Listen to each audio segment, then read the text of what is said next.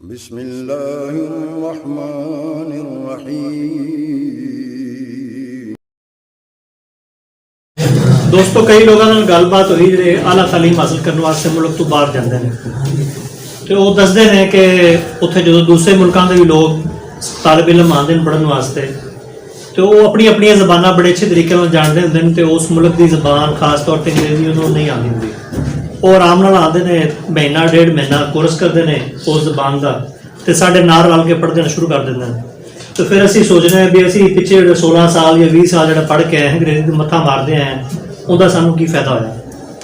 इस वास्ते तरक्की करने वास्ते क्योंकि इलम जो ज़्यादा इस टाइम मौजूद है, नॉलेज मौजूद है, वो दूसरी जबानों के खास तौर पर अंग्रेजी मौजूद है, वो भी सीखनी चाहिए है, लेकिन अपनी जी माँ बोली है उन्हें कदे भी कट ऑफ नहीं होना चाहिए। तो साढ़े दरम्यान साहिवाल जो तशरीफ लिया अख्तर खान साहब मौजूद ने, वो मोहतरम कसवर भट्ट साहब के साथी भी ने, उन्होंने नाल काफ़ी सारा उनका टाइम गुजरिया। मैं उन्होंने अर्ज़ करांगा कि तशरीफ लियान, ख्यालात का इज़हार करन ते कसवर भट्ट साहब की जिंदगी ते रोशनी पान। बिस्मिल्लाहिर्रहमानिर्रहीम। सब तो पहले शहर फरीद का शुक्रिया कि सानू हमेशा शहर फरीद ने मान इज्जत दी है और भट्ट साहब का तरीकी रेफरेंस का इनकाद करने जनाब मीर राजा साहब का, जनाब मुतुल्ला साहब का, साढ़े बड़े मेहरबान जनाब वैस साहब साहब और डॉक्टर मसूद शरीफ साहब और दीगर दोस्त, इन्हों का बहुत शुक्रिया कि कसवर भट्ट साहब का इस शहर से हक भी बनता सी।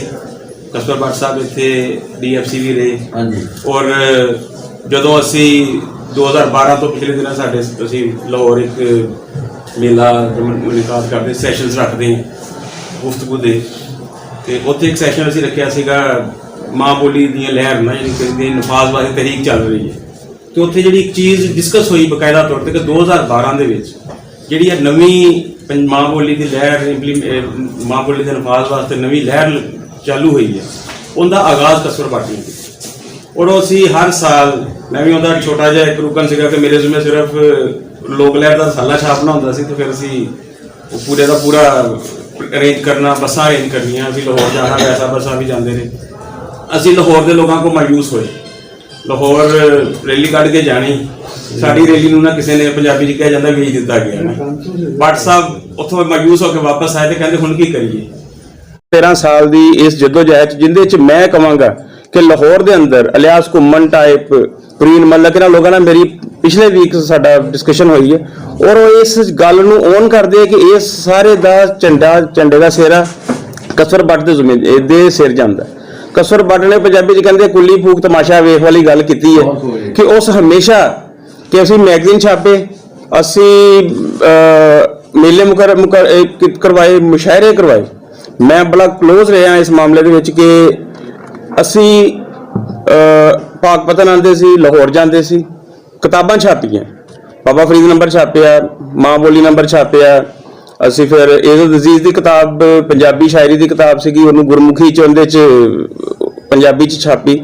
फिर बहुत बड़ा काम असी एक डॉक्टर वरिंदर सिंह कालरा है मैनचेस्टर यूनिवर्सिटी उन्होंने दी बुक सी स्पीचड म्यूजिक ऑफ पंजाब।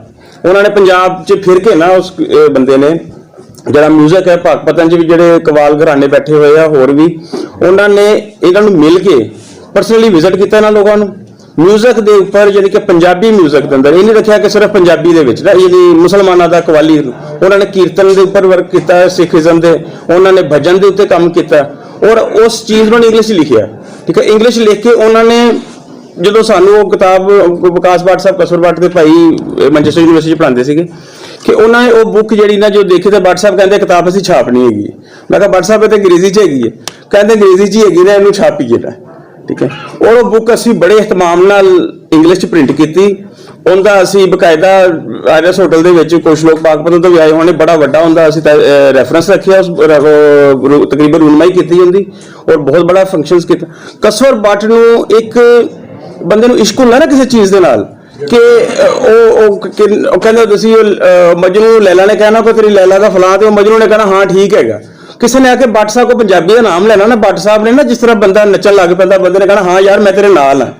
अपने हकीम साहब ने कुरान पाक के तर्जमे की गल की, मेरे नाल गल डिस्कस हुई, कहते यार बंदे ने बड़ा काम किया। कोई बंदा अगर पंजाबी की गल ही करता सी ना ਤੇ ਕਸਵਰ ਬੱਟ ਉਹਦੇ ਤੇ ਸਮਝ ਲਓ ਕਿ ਉਹ دیਵਾਨਾ ਹੋ ਜਾਂਦਾ ਸੀ। ਮੈਂ ਕਹਿੰਦਾ ਬੱਟ ਸਾਹਿਬ ਲੋਕ ਤੁਹਾਨੂੰ ਨਾ ਗੇੜਾ ਦੇ ਜਾਂਦੇ ਹੋ, ਕਹਿੰਦੇ ਯਾਰ ਕੋਈ ਨਹੀਂ ਮੇਰਾ ਇਸ਼ਕ ਹੈਗਾ। ਕਿ ਬੱਟ ਨੂੰ ਪਤਾ ਹੋਣ ਦੇ ਬਾਵਜੂਦ ਕਿ 80 ਲੋਕਾਂ ਨੇ ਉਹਨੂੰ ਕਿਸੇ ਨੇ, ਅਸੀਂ ਝਾਂਜੇ ਛੱਤੇ ਪ੍ਰਿੰਟ ਕੀਤੀ, ਔਰਲ ਹਿਸਟਰੀ ਸੀ, ਜਿਹੜਾ ਮੈਂ ਕਹਿੰਦਾ ਕਿ ਅਸੀਂ ਬਹੁਤ ਬੜਾ ਕੰਮ ਸੀਗਾ ਕਿ ਕਾਲ ਬੁਲੰਦ ਦੀ ਕਿਤਾਬ ਸੀਗੀ। ਉਹ ਐਸੀ ਕਿਤਾਬ ਹੈ ਸਾਡੀ ਹਿਸਟਰੀ ਦੇ ਅੰਦਰ ਜਿਹਨੂੰ ਅਸੀਂ ਹਿਸਟਰੀ ਦਾ ਟਰਨ ਕਹਾਂਗੇ ਕਿ ਜੰਗੇ ਆਜ਼ਾਦੀ ਦੇ ਹਵਾਲੇ ਨਾਲ ਹਮੇਸ਼ਾ ਇਹ ਦੱਸਿਆ ਗਿਆ ਕਿ ਜੀ ਰਾਵੀ ਦੇ ਰੋਗ ਚੋਰ ਸੀਗੇ, ਰਾਵੀ ਦੇ ਡਕੈਤ ਸੀਗੇ, ਇੱਥੋਂ ਕੋਈ ਲੰਘ ਨਹੀਂ ਸੀ ਸਕਦਾ। ਏਡੀ ਇਜਾਜ਼ ਨੇ ਔਰਲ ਹਿਸਟਰੀ ਜਿਹੜੀ ਜ਼ੁਬਾਨੀ ਹਿਸਟਰੀ ਤੁਰੀ ਜਾਂਦੀ ਸੀਗੀ ਉੱਥੇ ਰਾਵੀ ਦੇ ਕੰਢੇ ਤੇ, ਉਹ ਔਰਲ ਹਿਸਟਰੀ ਇਕੱਠੀ ਕੀਤੀ, ਉਹਦੇ ਢੋਲੇ ਇਕੱਠੇ ਕੀਤੇ। ਉਹ ਢੋਲੇ ਪਹਿਲੇ ਪੰਜਾਬੀ ਵੀ ਬੋਰਡ ਨੇ ਛਾਪੇ, ਮੁੜ ਕੇ ਉਹਨਾਂ ਨੇ ਵੀ ਛਾਪੋ ਤੋਂ ਇਨਕਾਰ ਕਰ ਦਿੱਤਾ ਕਿ ਕਿਉਂਕਿ ਜਿਹੜੀ ਸਾਡੀ ਪ੍ਰਚਲਿਤ ਹਿਸਟਰੀ ਚੱਲ ਰਹੀ ਸੀ ਸਰਕਾਰੀ, ਉਹ ਸਰਕਾਰੀ ਹਿਸਟਰੀ ਦੇ ਐਂਟੀ ਸੀਗੀ ਇਹ ਚੀਜ਼। ਠੀਕ ਹੈ, ਕਸਵਰ ਬੱਟ ਨੇ ਅਸੀਂ ਉਹ ਕਿਤਾਬ ਦੁਬਾਰਾ ਪ੍ਰਿੰਟ ਕੀਤੀ, ਔਰ ਪ੍ਰਿੰਟ ਵੀ ਅਸੀਂ ਇਸ ਜਹਾਜ਼ 'ਚ ਕੀਤੀ ਕਿ ਇੱਕ ਦੀਪਾਲਪੁਰ 'ਚ ਹੋਇਆ, ਉਹਨਾਂ ਨੇ ਜੰਗੇ ਆਜ਼ਾਦੀ ਦੇ ਹਵਾਲੇ ਨਾਲ ਇਹੋ ਹੀ ਥੀਸਿਸ ਪੇਸ਼ ਕੀਤਾ। ਪੰਜਾਬੀ ਦੀ ਇੱਕ ਤਨਜ਼ੀਮ ਸੀਗੀ, ਉਹਦੇ 'ਚ ਸ਼ਾਇਦ ਲੋਕ ਬੈਠੇ ਹੋਣ, ਉਹਨਾਂ ਨੇ ਇਹੋ ਥੀਸਿਸ ਪੇਸ਼ ਕੀਤਾ ਕਿ ਜੀ ਜਿਹੜਾ ਬਾਹਰ ਦੇ ਲੋਕ ਸੀਗੇ ਇਹ ਤੇ ਬਾਗੀ ਸੀਗੇ, ਗਦਰ ਸੀਗਾ, ਜੰਗੇ ਆਜ਼ਾਦੀ ਨਹੀਂ ਸੀਗੀ। ਅਸੀਂ ਰਾਤੋਂ ਰਾਤ 21 ਤਰੀਕ ਨੂੰ ਪ੍ਰੋਗਰਾਮ ਸੀਗਾ, 18 ਤਰੀਕ ਨੂੰ ਬੱਟ ਸਾਹਿਬ ਨੇ ਮੈਨੂੰ 17 ਤਰੀਕ ਨੂੰ ਮੈਨੂੰ ਬੁਲਾਇਆ, ਮੈਨੂੰ ਕਹਿੰਦਾ ਅਖਤਰ ਖਾਨ ਦੀ ਕੰਪੋਜ਼ਿੰਗ ਕਰਨੀ ਹੈ, ਇਹ ਕਿਤਾਬ ਆਪਾਂ 21 ਤਰੀਕ ਨੂੰ ਉੱਥੇ ਵੰਡਣੀ ਹੈ, ਆਪਾਂ ਫ੍ਰੀ ਵੰਡਣੀ ਪਵੇ। ਔਰ ਤੁਸੀਂ ਯਕੀਨ ਕਰਨਾ ਕਿ ਅਸੀਂ ਉਹ 150 ਸਫ਼ੇ ਦੀ ਕਿਤਾਬ 2 ਦਿਨ 'ਚ ਕੰਪੋਜ਼ ਕਰਵਾਈ, ਪ੍ਰਿੰਟ ਕੀਤੀ, ਔਰ 21 ਤਾਰੀਖ ਨੂੰ ਉਸ ਸਿਰਫ ਇੱਕ 4 ਸਫ਼ੇ ਦੇ ਪੰਫਲੇਟ ਨੂੰ ਕਾਊਂਟਰ ਕਰਨ ਵਾਸਤੇ ਉਸ ਬੰਦੇ ਦੀ ਇਸ ਮਿੱਟੀ ਨਾਲ ਇੰਨੀ ਜੁੜਤ ਸੀਗੀ ਕਿ ਸਿਰਫ ਇੱਕ 4 ਸਫ਼ੇ ਦਾ ਲੀਫਲੈਟ ਨੂੰ ਕਾਊਂਟਰ ਕਰਨ ਲਈ ਅਸੀਂ ਰਾਤੋਂ ਰਾਤ ਉਹ ਬੁੱਕ ਤਿਆਰ ਕੀਤੀ ਔਰ ਅਸੀਂ ਉੱਥੇ ਤਕਸੀਮ ਕੀਤੀ। ਕਿ ਹੜੱਪਾ ਦੇ ਉੱਪਰ ਵਰਕ ਹੋਇਆ। ਠੀਕ ਹੈ, ਹੜੱਪੇ ਦੇ ਅੰਦਰ ਹੁਣ ਪਿਛਲੇ ਦਿਨਾਂ ਦੇ ਵਿੱਚ ਆਖਰੀ ਜਦੋਂ ਬੈੱਡ ਤੇ ਪਈ ਹੋਈ ਹਸਪੀਟਲ ਸੀਗੀ, ਸਾਈਵਾਲ 'ਚ ਕਾਨਫਰੰਸ ਹੋਈ 2 ਰੋਜ਼ਾ ਪਿਛਲੇ ਦਿਨਾਂ ਦੇ ਵਿੱਚ 17-18 ਦਸੰਬਰ ਨੂੰ, ਔਰ ਉਹ ਕਾਨਫਰੰਸ ਪਹਿਲੇ ਉਸ ਤੋਂ ਪਹਿਲੇ ਤੈਅ ਹੋਈ ਸੀ, ਕੋਈ ਮਾਮਲਾ ਤੈਅ ਹੋਏ ਤੇ ਉਸ ਆਰਟਸ ਕੌਂਸਲ ਨੇ ਕੈਂਸਲ ਕਰ ਦਿੱਤੀ। ਤੇ ਮੈਨੂੰ ਨਾ ਬੱਟ ਸਾਹਿਬ ਨੇ ਬੁਲਾਇਆ, ਮੈਨੂੰ ਕਹਿੰਦੇ ਯਾਰ ਇਹਦਾ ਅਨੁਮਾਨ ਤੇ ਹੈਗਾ ਵਾ ਕਿ ਸਾਡੀ ਸ਼ਨਾਖਤ ਕੀ ਹੈਗੀ ਨਾ, ਸੀ ਕਿ ਸਾਡੀ ਸਕਾਫਤ ਔਰ ਸ਼ਨਾਖਤ ਕੀ ਹੈਗੀ। ਕਹਿੰਦੇ ਯਾਰ ਇਹਦੇ ਇੱਥੇ ਪੰਜਾਬੀ ਤੇ ਹੈ ਹੀ ਨਹੀਂ। ਮੈਂ ਕਿਹਾ ਬੱਟ ਸਾਹਿਬ ਹੁਣ ਸਰਕਾਰੀ ਸਤ੍ਹਾ ਤੇ ਹੋ ਰਹੀ ਤੇ ਅਸੀਂ ਉਹਦਾ ਕੀ ਕਰੀਏ। ਬੱਟ ਸਾਹਿਬ ਨੇ ਲਾਹੌਰ ਵੀ ਲੋਕਾਂ ਨੂੰ ਰਾਬਤਾ ਕੀਤਾ, ਸਾਹੀਵਾਲ 'ਚ ਵੀ। ਮੈਂ ਰਿਆਜ਼ ਹਮਦਾਨੀ ਸਾਹਿਬ ਨੂੰ ਮਿਲਿਆ ਜਾ ਕੇ ਤੇ ਮੈਨੂੰ ਕਹਿਣ ਲੱਗੇ ਬਈ ਹੁਣ ਤਾਂ ਕੈਂਸਲ ਹੋ ਗਈ ਹੈ, ਜਦੋਂ ਅਗਲੀ ਅਰੇਂਜ ਕਰਾਂਗੇ ਨਾ ਉਦੋਂ ਤੁਸੀਂ ਇਹਨੂੰ ਨਾ ਪੰਜਾਬੀ ਦਾ ਇੱਕ ਸੈਕਸ਼ਨ ਰੱਖ ਦੇਵਾਂਗੇ। ਜਦੋਂ ਅਗਲੀ ਪਲਾਨ ਹੋਈ ਤੇ ਮੈਨੂੰ ਬੁਲਾਇਆ ਉਹਨਾਂ ਨੇ ਹਮਦਾਨੀ ਸਾਹਿਬ ਨੇ ਤੇ ਮੈਨੂੰ ਕਹਿਣ ਲੱਗੇ ਕਿ ਬਈ ਕਾਰ ਅਸੀਂ ਤੁਹਾਡਾ ਸਪੇਸ ਰੱਖ ਦਿੰਦੇ ਹਾਂ, ਲੇਕਿਨ ਦੇਖੋ ਹਲੇ ਤੱਕ ਸਰਕਾਰੀ ਸਤ੍ਹਾ ਦੇ ਉੱਤੇ ਪੰਜਾਬੀ ਲਈ ਇੰਨਾ ਕੁ ਦਿਲ ਦੇ ਅੰਦਰ ਰੱਖਿਆ ਹੋਇਆ ਕੋਈ ਕੀਨਾ ਹੈਗਾ। ਕਹਿੰਦੇ ਅਸੀਂ ਅਰੇਂਜ ਕਰ ਲਵਾਂਗੇ, ਇਹਦੇ ਆਡੀਅנס ਇਕੱਠੇ ਕਰਨੇ ਤੇ ਇਹਦੇ ਬੁਲਾਰ ਬੋਲਣ ਵਾਲੇ ਬੰਦੇ ਇਕੱਠੇ ਕਰਨੇ ਤੇਰੇ ਜ਼ਿੰਮੇ ਹੈ। ਮੈਂ ਕਿਹਾ ਮੇਰੇ ਜ਼ਿੰਮੇ ਕਿਸ ਤਰ੍ਹਾਂ ਹੈ ਵੀ ਸਰਕਾਰੀ ਸਤ੍ਹਾ ਤੁਸੀਂ ਲਾਹੌਰੋਂ ਬੰਦੇ ਬੁਲਾ ਰਹੇ ਹੋ, ਪਿੰਡੀਓ ਬੰਦੇ ਬੁਲਾ ਰਹੇ ਹੋ, ਐਬਟਾਬਾਦ ਤੋਂ ਡਾਕਟਰ ਆ ਰਹੇ ਥੀਸਿਸ ਪੜ੍ਹਨ, ਤੁਸੀਂ ਉਹਨਾਂ ਨੂੰ ਰੈਸ਼ਾ ਵੀ ਦੇ ਰਹੇ ਜੀ, ਉਹਨਾਂ ਨੂੰ ਖਾਣਾ ਵੀ ਦੇ ਰਹੇ ਜੀ, ਉਹਨਾਂ ਨੂੰ ਪੈਸੇ ਵੀ ਦੇਣੇ ਆ। ਤੁਸੀਂ ਪੰਜਾਬੀ ਦੀ ਗੱਲ ਕਰਨੀ ਹੈ ਤੇ ਹੜੱਪੇ ਦੀ ਸ਼ਨਾਖਤ ਪੰਜਾਬੀ ਤੋਂ ਬਗੈਰ ਮੁਮਕਿਨ ਨਹੀਂ ਹੈਗੀ। ਸਾਨੂੰ ਤਾਂ ਤੁਸੀਂ 10 ਬੰਦੇ ਵੀ ਨਹੀਂ ਦੇ ਰਹੇ ਸੁਣਨ ਵਾਸਤੇ। ਠੀਕ ਹੈ, ਮਸੂਦ ਖਾਲਾ ਸਾਹਿਬ ਨੂੰ ਰਿਕੁਐਸਟ ਕੀਤੀ, ਹੋਰ ਦੋਸਤਾਂ ਨੂੰ ਲਾਹੌਰ ਦੇ ਇਲਿਆਸ ਕੁਮਨ ਆਇਆ, ਮੁਦੱਸਰ ਇਕਬਾਲ ਬੱਟ ਆਇਆ, ਔਰ ਤੁਸੀਂ ਯਕੀਨ ਕਰਨਾ ਕਿ ਉਹ ਵਾਲੀ ਮੈਨੂੰ ਕਨੈਕਟ ਕਰਨ ਦਾ ਇਜਾਜ਼ ਮਿਲਿਆ ਉਸਦਾ ਕਿ ਮੈਂ ਇਸ ਕਾਬਲ ਨਹੀਂ ਸੀਗਾ ਕਿ ਮੈਂ ਲੋਕਾਂ ਨਾਲ ਡਿਸਕਸ਼ਨ ਕੋ ਚਲਾ ਸਕਾਂ। ਲੇਕਿਨ ਤੁਸੀਂ ਯਕੀਨ ਕਰਨਾ ਕਿ ਜਿਨਾਹ ਹਾਲ ਦੇ ਅੰਦਰ ਜਿਹੜਾ ਵੱਡਾ ਹਾਲ ਸੀਗਾ ਉਹਦੇ ਅੰਦਰ ਗਿਣਤੀ ਦੇ 22-24 ਬੰਦੇ ਬੈਠੇ ਹੋਏ ਸੀਗੇ। ਉਹ ਜਿਹੜਾ ਸਾਡਾ ਪੰਜਾਬੀ ਵਾਲਾ ਸੈਕਸ਼ਨ ਸੀਗਾ, ਜਦੋਂ ਮਸੂਦ ਖਾਲਾ ਸਾਹਿਬ ਹੁੰਦੇ ਸੀ, ਜਿਹੜਾ ਅਸੀਂ ਪੰਜਾਬੀ ਵਾਲਾ ਸੈਸ਼ਨ ਕਰ ਰਹੇ ਸੀ, ਅਸੀਂ ਲੋਕਾਂ ਨੂੰ ਕਿਹਾ ਜ਼ਰੂਰ ਹੈ ਲੇਕਿਨ ਅਸੀਂ ਤੇ ਉਹਨੂੰ ਕਿਹਾ ਵੀ ਠੀਕ ਹੈ ਅਸੀਂ ਤਾਂ ਆਪਣੀ ਡਿਸਕਸ਼ਨ ਰਿਕਾਰਡ ਕਰਨੀ ਹੈ। ਆਰਟ ਕੌਂਸਲ ਦਾ ਸੀਗਾ ਪੰਜਾਬੀ ਦੇ ਕਾਜ਼ ਵਾਸਤੇ ਲੋਕ ਉੱਥੋਂ ਉੱਠ ਕੇ ਸਾਡੇ ਛੋਟੇ ਹਾਲ ਦੇ ਅੰਦਰ ਤਕਰੀਬਨ 40 ਤੋਂ 45 ਬੰਦੇ ਸੀ, ਯਾਨੀ ਕਿ ਫੁੱਲ ਪੈਕ ਸੀਗਾ। ਠੀਕ ਹੈ ਨਾ, ਮੈਨੂੰ ਕਸਵਰ ਬੱਟ ਨੇ ਫੋਤ ਹੋ ਗਏ ਸੀ ਉਸ ਵਕਤ ਜਦੋਂ ਅਸੀਂ ਇਹ ਤੈਅ ਕਰ ਲਈ ਨਾ ਵਾਲੀ ਮੀਟਿੰਗ। ਮੈਂ ਬੱਟ ਸਾਹਿਬ ਨੂੰ ਹਸਪੀਟਲ ਗਿਆ, ਮੈਂ ਕਿਹਾ ਬੱਟ ਸਾਹਿਬ ਮੁਬਾਰਕ ਹੋਏ, ਹਮਰਾਨੀ ਨਾ ਮੰਨ ਗਏ ਆ ਕਰਨ ਦੇ ਉੱਤੇ। ਤੇ ਕਸਵਰ ਬੱਟ ਨੇ ਲੇਟੇ ਹੋਏ ਸੀ ਤੇ ਉੱਠ ਕੇ ਨਾ ਮੁੰਡੇ ਨੂੰ ਕਹਿੰਦੇ ਮੈਨੂੰ ਤਕੀਆ ਦੇ ਮੇਰੇ ਪਿੱਛੇ ਰੱਖ, ਤੇ ਮੈਨੂੰ ਜਨਾਬ ਗਲੇ ਨਾਲ ਲਾਇਆ। ਮੈਨੂੰ ਕਹਿੰਦਾ ਯਾਰ ਬੜਾ ਨਾ ਮੈਨੂੰ ਖੁਸ਼ੀ ਹੋਈ ਇਸ ਗੱਲ ਦੀ ਕਿ ਪੰਜਾਬੀ ਦਾ ਸੈਸ਼ਨ ਅਪਰੂਵ ਹੋਇਆ, ਉੱਥੇ ਰੱਖਿਆ ਗਿਆ।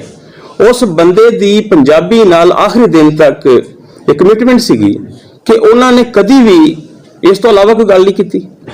ਕਿਤੇ ਇੱਕ ਬੰਦੇ ਨੇ ਕੁਝ ਪੰਜਾਬੀ 'ਚ ਲਿਖ ਲੈਣਾ, ਕਿਸੇ ਬੰਦੇ ਨੇ ਪੰਜਾਬੀ ਕਰਨੀ, ਬੱਟ ਸਾਹਿਬ ਨੇ ਧੱਕੇ ਨਾਲ ਕਹਿਣਾ ਕਿ ਯਾਰ ਮੈਂ ਇਹਦੇ ਨਾਲ ਕਰਨਾ। ਅਸੀਂ ਉਹਨਾਂ ਦਾ ਮਿਸ਼ਨ ਲੈ ਕੇ, ਅਸੀਂ ਉਹਨਾਂ ਦਾ ਜੋ ਵੀ ਅਸੀਂ ਜਿਸ ਕਾਬਲ ਹੋਵਾਂਗੇ ਅਸੀਂ ਲੈ ਕੇ ਚੱਲੇ ਹਾਂ। ਤੇ ਇਨਸ਼ਾਅੱਲਾ ਉਹਨਾਂ ਦੀ ਬੁੱਕ ਕਿਤਾਬ ਉਹਨਾਂ ਦੀ ਜਿਹੜੇ ਤਕਮੀਲ ਹੈ ਇਨਸ਼ਾਅੱਲਾ ਅਸੀਂ 4 ਤਰੀਕ ਨੂੰ ਉਹਨਾਂ ਦਾ ਸਾਹੀਵਾਲ 'ਚ ਤਜ਼ੀਤੀ ਰੈਫਰੈਂਸ ਵੀ ਰੱਖਿਆ ਤਮਾਮ ਦੋਸਤਾਂ ਨੂੰ ਉਹਦੀ ਇਨਫਾਰਮਲ ਦਾਵਤ ਵੀ ਅਸੀਂ ਫਾਰਮਲੀ ਵੀ ਦਾਵਤ ਦੇਵਾਂਗਾ ਤੇ ਉਹ ਤੁਸੀਂ ਤਸ਼ਰੀਫ ਲੈ ਕੇ ਆਓ ਔਰ ਉਮੀਦ ਹੈ ਕਿ ਉਦੋਂ ਤੱਕ ਉਹਨਾਂ ਦੀ ਨਾ ਕਿਤਾਬ ਵੀ ਜਿਹੜੀ ਹੈ ਨਾ ਸ਼ਾਇਰੀ ਦੀ ਜਿਹੜੀ ਕਿ ਮੈਂ ਸਮਝਾਂਗਾ ਕਿ ਪੰਜਾਬੀ ਨਜ਼ਮ ਦੇ ਅੰਦਰ ਅਗਰ ਅਸੀਂ ਬੜਾ ਕੰਮ ਸੋਚਾਂਗੇ ਕਿ ਪੰਜਾਬੀ ਨਜ਼ਮ ਦੇ ਅੰਦਰ ਜਿੰਨਾ ਬੜਾ ਕੰਮ ਕਸਰ ਮੁਬਾਰਕ ਭੱਟ ਨੇ ਕੀਤਾ ਹੈ ਨਾ ਸ਼ਾਇਦ ਇਹਦੀ ਮਿਸਾਲ ਇੰਡੀਆ ਪਾਕਿਸਤਾਨ ਦੇ ਅੰਦਰ ਨਹੀਂ ਮਿਲੇਗੀ ਮੇਰੇ ਨਜ਼ਰ ਤੋਂ ਬਸ ਹਫ਼ਤਾ ਗੁਜ਼ਰ ਰਿਹਾ ਤੇ ਤੁਹਾਡਾ ਦੋਸਤਾਂ ਦਾ ਬਹੁਤ ਸ਼ੁਕਰ ਹੈ ਮੈਂ ਕੁਝ ਲਿਖਿਆ ਸੀਗਾ ਲੇਕਿਨ ਉਹ ਲਿਖਣ ਦਾ ਪੜ੍ਹਨ ਦਾ ਟਾਈਮ ਨਹੀਂ ਬਾਅਦ ਚ ਗੱਲ ਹੋਏਗੀ ਤੇ तमाम ਦੋਸਤਾਂ ਦਾ ਬਹੁਤ ਸ਼ੁਕਰੀਆ ਇਕੱਠੇ ਹੋਣ ਦਾ ਵੀ और इज्जत दें बहुत शुक्रिया। जी व्यूअर्स, अगर आपने अभी तक हमारा चैनल सब्सक्राइब नहीं किया तो सब्सक्राइब कीजिए और साथ में दिए गए घंटी के बटन को ज़रूर दबाइए ताकि अपडेट्स आपको बाकायदगी से मिलती रहें।